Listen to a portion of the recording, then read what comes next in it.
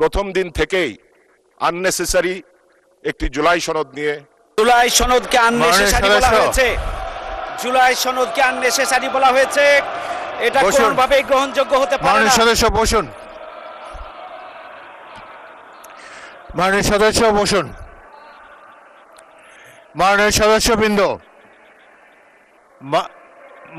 মাননীয় সদস্য, আমাদেরকে রাজপথের হুঙ্কার দিয়ে রাজপথে আন্দোলনের কথা বলে লাভ নেই। প্রথম দিন থেকেই আননেসেসারি একটি জুলাই সনদ নিয়ে বিতর্ক শুরু করেছেন মাননীয় স্পিকার। প্রথম দিন থেকেই আননেসেসারি একটি জুলাই সনদ নিয়ে বিতর্ক শুরু করেছেন মাননীয় স্পিকার। আজকে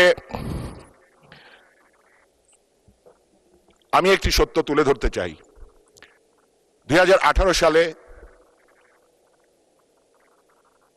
কোটা আন্দোলন হয়েছে, 2024 সালেও কোটা আন্দোলন হয়েছে, এবং অনেকেই হয়তো জানেন না আমাদের মাননীয় প্রধানমন্ত্রী 2014 সালের 15ই জুলাই লন্ডনের টাওয়ার হিলে একটি সমাবেশে উনি ঘোষণা দিয়েছিলেন যে বিএনপি যদি রাষ্ট্র পরিচালনার দায়িত্বে কখনো আসে তাহলে এই যে কোটা সমস্যা, এই কোটাকে 56% থেকে কমিয়ে 5%-এ আনা হবে।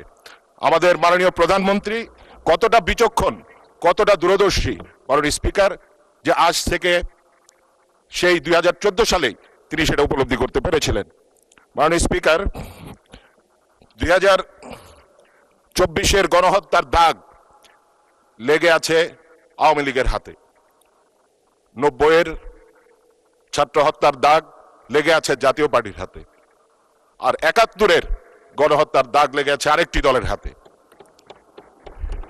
মাননীয় স্পিকার, বিএনপি, মাননীয় সদস্য, আপনি 2 মিনিটে আপনার বক্তব্য শেষ করেন। 2 মিনিট।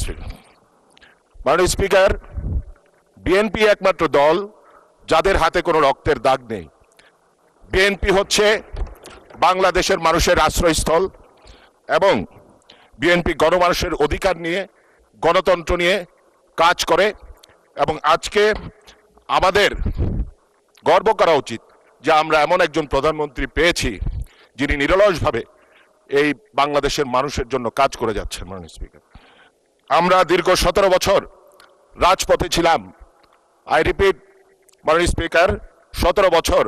এখানে আমার ডান পাশে যারা বিরোধী দলের সদস্যরা আছেন তাদের অনেকের রাজনৈতিক ক্যারিয়ারও হয়তো 3-4 বছরের বেশি নয়। তো মাননীয় স্পিকার, আমাদেরকে রাজপথের হুঙ্কার দিয়ে রাজপথে আন্দোলনের কথা বলে লাভ নেই।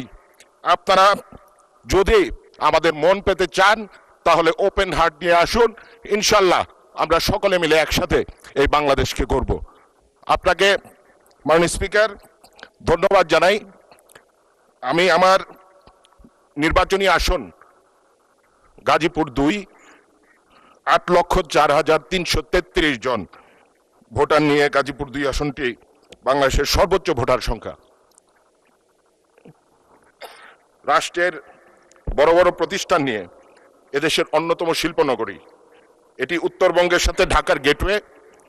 গাজীপুরে আছে উন্নয়নের নামে বিগত ফ্যাসিস্ট সরকারের লুটপাটের নিদর্শন বিআরটি প্রকল্প, যা বর্তমানে গলার কাটা হয়ে দাঁড়িয়েছে। এটাকে দ্রুত অপসারণ করা দরকার, কারণ এটা যানজট, দুর্ঘটনা স্থানে পরিণত হয়েছে। মাননীয় সদস্যবৃন্দ, পয়েন্ট অফ অর্ডার। জি বলুন। তো দুঃখজনকভাবে যে জুলাই গণঅভ্যুত্থানের মাধ্যমে নতুন বাংলাদেশ, যে জুলাই গণঅভ্যুত্থানের ধারাবাহিকতায় আজকে সংসদ, যে জুলাই গণঅভ্যুত্থানের ধারাবাহিকতায় আজকে ট্রেজারি বেঞ্চের সরকার গঠন করেছেন যারা, আজকের এই মহান সংসদে জুলাইকে আননেসেসারি বলা হয়েছে। জুলাই আলোচনাকে ধন্যবাদ। এটি কোনোভাবেই গ্রহণযোগ্য হতে পারে না। জুলাই সনদকে আননেসেসারি বলা হয়েছে। জুলাই সনদকে আননেসেসারি বলা হয়েছে। এটা কোনোভাবেই গ্রহণযোগ্য হতে পারে না। মাননীয় সদস্য বসুন। মাননীয় সদস্য বসুন। মাননীয় সদস্যবৃন্দ, মাননীয় সদস্যবৃন্দ, মাননীয় সদস্যবৃন্দ, এখন গণতন্ত্রের মাধ্যমে মাননীয় সদস্যবৃন্দ আমাকে অ্যাড্রেস করে কথা বলবেন। আপনারা যা কিছু বলবেন স্পিকারকে অ্যাড্রেস করে বলবেন।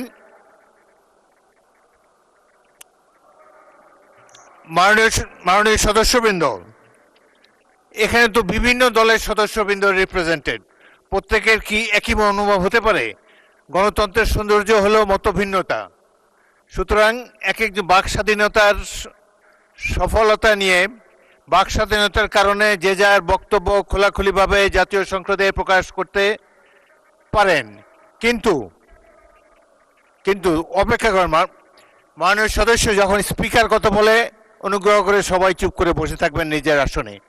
আমি যেটা বলতে চাই, সকলেরই বাক স্বাধীনতা আছে, এবং যদি কোনো বক্তব্য আপনাদের পছন্দ না হয় এরপরেই তো আপনারা একজন বক্তব্য রাখবেন, তিনি এই বক্তব্যের বিরুদ্ধে আপনাদের মতামত আপনারা প্রচার করতে পারেন।